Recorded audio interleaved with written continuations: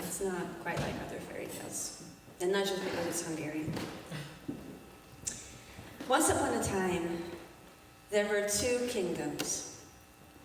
One king had a daughter, and the other one had two sons. And the younger prince fell in love with that princess, and they wanted to marry.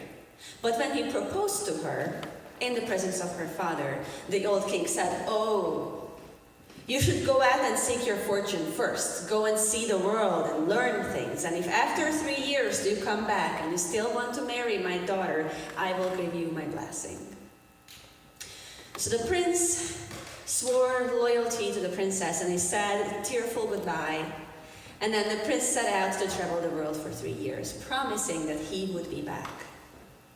While he was away, his older brother also fell in love with the princess and tried to court her, but she was faithful to her one true love, and she wanted nothing to have to do with the older prince, who then grew jealous, and he came up with a plan to take revenge. When his younger brother came back at the end of 3 years, he greeted him at the gates of their castle, and he said, "I am so sorry that I have to be the bearer of bad news. I'm so sorry I have to tell you this, but while you were away, the princess, your love, she got engaged to somebody else. She forgot about you. I'm so sorry." And then he turned around and went straight to that other kingdom and went to the princess, and he said, "I'm so sorry to tell you this, but my brother came home from his voyage, and he came home with a bride. And he forgot all about you, and I'm so sorry to have to tell you this." And the princess was so heartbroken, she went to her father and she said, "Father, I will be dead soon. The only thing I ask of you is that you have a guard watching my grave after I die every night, so that I don't have to be alone." And of course the king promised, but he was devastated. He hoped that maybe his daughter, she was still young, she could find somebody else to love. He hoped that she would get over the heartbreak, but at the end of 3 days, she was dead. And they put her in a coffin, and with great ceremony, they took her to the cathedral of the royal city, and they placed her in a crypt right there inside the cathedral, and they closed the doors.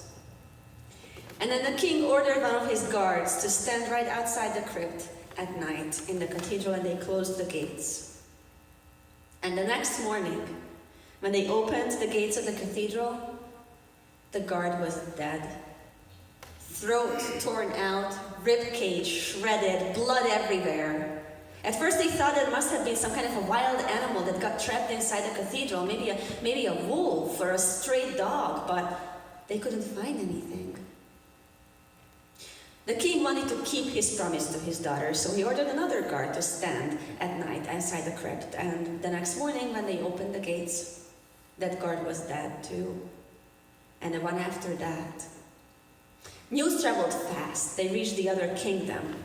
And the older prince heard what happened. He heard that the princess was dead, and he felt the weight of that guilt. And he traveled over to their neighbors, and he volunteered to stand guard at night in the cathedral. He thought that that was the least that he could do. So they let him stand there at night. They closed the gates, and as the bells tolled 11 o'clock, the door of the crypt opened, and out came the princess wrapped in a shroud.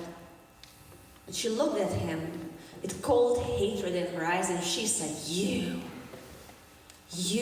ruined everything. You told lies about me." And then she killed him, tore him apart, and went back to the crypt.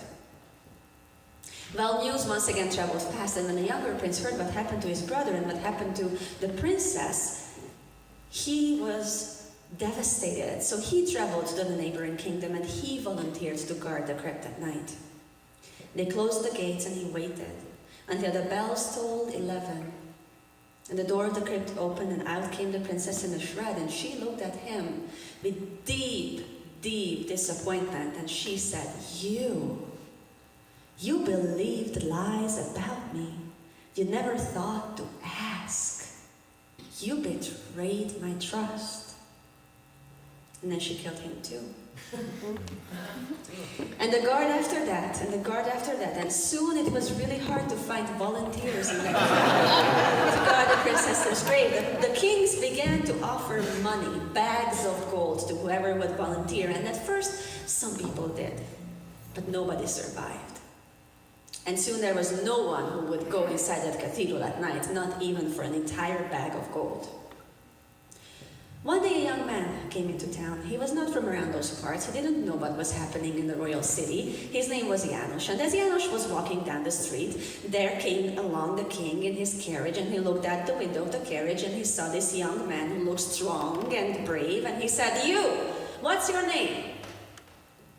János, Your Majesty." "János, how would you like a job?" And he said, "Oh, that would be amazing, Your Majesty. Thank you so much." And the king said, "Great. I will give you a bag of gold if you guard my daughter's grave at night." And János thought that didn't sound like a hard job for a bag of gold. So he agreed. And then he went out of town and visited a couple of the taverns, and he soon found out why nobody else was taking that job. And he did the only reasonable thing that a young man could do at that point, which was he ran. He ran out of town. He was halfway to the next town over when he ran into this old beggar at the side of the road. And the old man said, "Whoa, son, what are you running from? What's wrong?" And János told the old beggar what happened and what he had signed up for, and the gold in the cathedral and all the dead guards. And the old man said, "Well, would you split that bag of gold with me if I told you how to survive the night?" And János agreed. So the old man told him exactly what to do. He went back to the royal city, they took him to the cathedral, and then they closed the gates on him. And in one of the corners of the cathedral, there was this big pile of old bones. You know how in the old days, sometimes when the graveyard was full, they would take up the older graves and then they would pile the bones up in the corner. You can see those elaborate patterns in the catacombs and under Paris and some of the churches in Rome. They had that big pile of old bones, and János hid under that pile. And when the bell tolled 11, the door of the crypt opened. Out came the princess in the shroud. "I can smell you. Where are you? Come out." She started searching for him, went sniffing and looking in the pews and behind the columns and in the dark corners of the cathedral. She went all the way up the winding stairs to the tower. She came all the way back down, and then she saw the pile of bones in the corner. She walked over.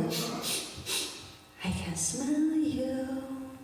And she reached out and picked up a bone, and it crunched in her hand. And then she reached out and picked up another, and that one broke too. And she began scattering the bones all over the cathedral, throwing them this way and that. And she was almost all the way down to the bottom of the pile where János was curled up and shaking when the bell began to toll midnight. And then she turned around and went back in the crypt, and the door closed.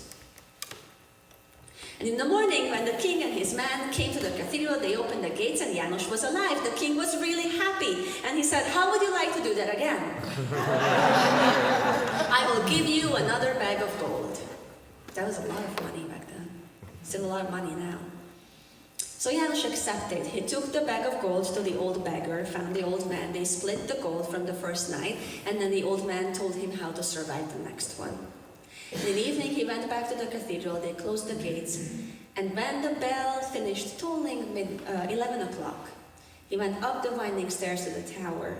He crawled inside the largest bell, and he held onto the tongue of the bell, and he waited.